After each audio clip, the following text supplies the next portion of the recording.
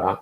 Não sei se vai ter clima para votar alguma resolução consensual, porque realmente a situação está super conflagrada, ocorrem protestos em todo o Oriente Médio, em todo o mundo árabe, em todo o mundo islâmico, na Turquia.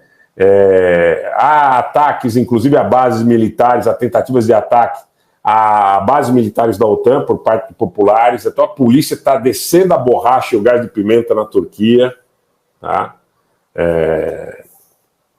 Base dos Estados Unidos, tá? Base dos Estados Unidos, base da OTAN na Turquia. As pessoas estão se insurgindo contra essa presença. Então, vários canais turcos de Telegram mostram imagens dessa situação, tá? O clima é muito tenso. Eu acho que nessa madrugada a gente pode ter notícias. Me preocupa muito o que pode acontecer nessa madrugada. A polícia na Turquia, principalmente em Istambul, em frente ao consulado de Israel, a polícia está tendo muito trabalho com a multidão, né? Infelizmente, esse tipo de intervenção que está acontecendo por parte da polícia turca numa cidade como Istambul, há uma série de imagens aqui que daqui a pouco eu vou veicular para vocês no Telegram, pode ter vítimas. Isso pode fazer com que haja mais inflamação, mais revolta, mais insurgência. E eu estou muito preocupado com o que pode acontecer nessa noite. Estou muito preocupado com o que pode acontecer no curso da estadia do presidente dos Estados Unidos, Biden, em Israel. Estou muito preocupado com a Cisjordânia, estou muito preocupado com a fronteira norte de Israel e a fronteira sul do Líbano. Porque todas essas fronteiras, todas essas regiões, todo esse panorama é muito propício para o acirramento do conflito. As apostas, elas estão muito altas. Como eu disse, por exemplo, existem situações nas quais esses países tidos como inimigos, e às vezes as pessoas que os defendem são mais inimigas entre si do que suas respectivas lideranças, que têm canais de distensão, para que eles dialoguem. Agora, no clima que eu estou vendo agora, nessa noite de terça-feira, horário de Brasília, não é? Eu estou muito preocupado, porque parece que as coisas estão muito próximas de saírem de controle. Muito próximas de saírem de controle, dezenas de milhares de manifestantes em muitos locais. Por exemplo, se você olhar para as manifestações que são publicamente veiculadas do Iêmen, são milhões de pessoas nas ruas.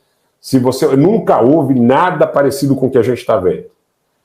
Manifestantes tentando chegar à embaixada dos Estados Unidos na Jordânia aos milhões, tá? Aos milhões. Então eu quero dizer para vocês que eu estou muito preocupado com o que pode acontecer. Muito preocupado. De verdade, porque todo o controle que existe em relação à possibilidade das coisas saírem absolutamente da órbita do controle, né?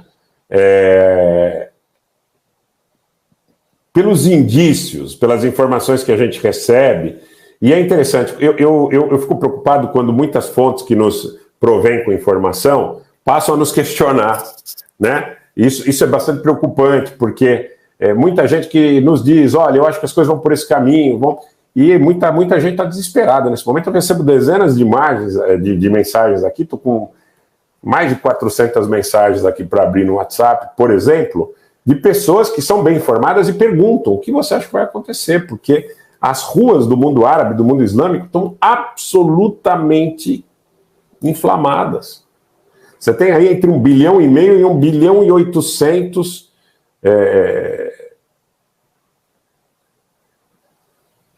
É difícil, gente, eu não sei nem o que dizer, porque quando você olha para Bagdá, quando você olha para Damasco, quando você olha para Amman, quando você olha para as cidades da Turquia, é de madrugada agora. E o povo está na rua. Mas está muito forte a presença.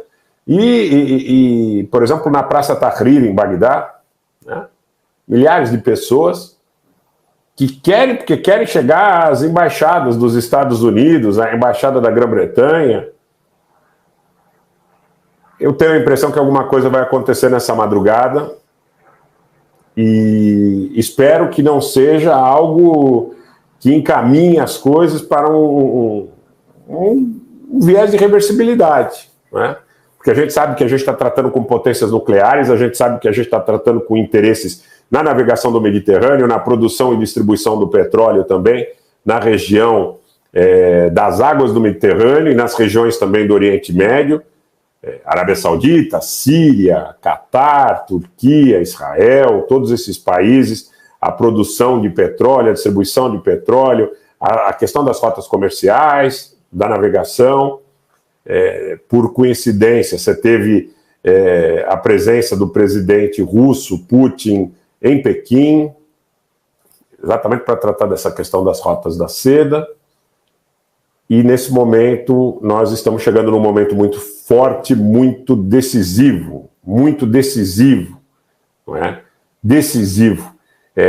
Há, claro, tentativa dos governos que têm mais identidade, ou pelo menos fluxo fluido de relação com os Estados Unidos, de proteger intensivamente a segurança das embaixadas. Bagdá, Amman, em Doha, no Catar, em Riad. Claro que esses governos eles não querem uma indisposição, uma catástrofe, uma invasão de embaixada, morte de diplomata, muito longe disso. Eles querem manter, de alguma forma, a ordem institucional vigente. Mas o clima é péssimo. Realmente, o clima sugere o limiar de uma conflagração.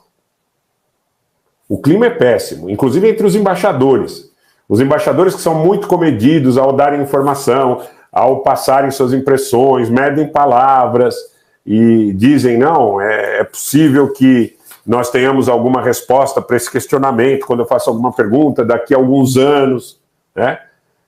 Muita gente dizia, e eu aprendi isso nesse tipo de tratativa, olha, o que você está me perguntando agora, a gente pode ter a dimensão fora do nosso tempo histórico, daqui a 100 ou 150 anos, e agora o que eu vejo, tá? O que eu vejo nesse momento, esse mesmo interlocutor, esse mesmo perfil de interlocutor que diz isso, dizendo, tudo pode acontecer, tá? Tudo pode acontecer. Tá? Tudo pode acontecer. E também, gente, eu quero dizer que os foguetes do Hamas, eles não são dirigidos contra alvos, porque eles não têm acurácia. Atentem para o que eu vou dizer aqui. Os foguetes do Hamas, eles não têm acurácia suficiente para atingirem alvos, eles são dirigidos contra zonas, tá? Mesmo esses que eles recebem recentemente, receberam eventualmente iranianos ou de outras procedências, eles não são mísseis que tenham capacidade de atingir alvos específicos. Agora, eu também quero crer, a bem da verdade, que a gravidade do incidente, segundo nos diz aqui uma fonte que me responde nesse momento, inclusive de fora do Brasil, na condição de anonimato, ele me diz o seguinte, e uma fonte bastante familiarizada aí com os meios militares, naturalmente eu não vou entrar em detalhes para não identificá-la, mas eu vou ler o texto da mensagem que eu acabo de receber para que vocês entendam, sob o ponto de vista militar, como se compreende essa situação, ou pelo menos partes aqui que não revelem a autoria da mensagem. E essa fonte diz que a gravidade do incidente, teoricamente, não beneficiaria nenhuma das partes.